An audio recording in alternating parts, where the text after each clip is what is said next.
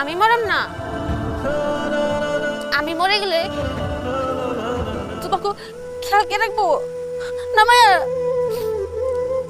আমি মারলে আপনি বকতেন কারে? আপনি কারে দিয়ে খেলতেন?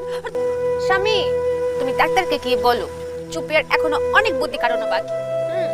আমার মায়ের কষ্ট হবে, আমার স্বামীর কষ্ট হবে, এটা চুপিয়া মানতো না। বুঝছি, তোমাকে দিয়া হইতো না, চুপিয়াকে বুদ্ধি কাটাতে হবে।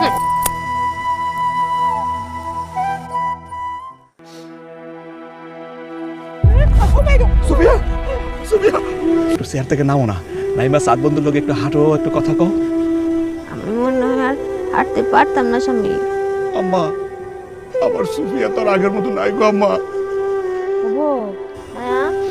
তুমি যে বুদ্ধি কাটাইতে মনে আছে, এই যে আটটারে এমবা ঘুরে ঘুরে টিং টিং টিং টিং টিং টিং করে তুমি বুদ্ধি কাটাইতা, তোমার মনের মধ্যে কত নতুন নতুন বুদ্ধি আইতো। একটা বুদ্ধি আনো না মায়া। মায়া, আমার হাত আর ওঠে না, হাতের জোর নেই মায়া। হাত চলে না। আমরা মাহফুজ বোর সামনে কারেক্ট নাচ দেই, আশিটা যদি আয়ে মুখ একটু আনে। সুফিয়া, নাচবো? দেখো দেখো দেখো আম্মা, এই যে সুফিয়া নাচি, নাচি সুফিয়া, তুমি একটু দেও। সুফিয়া,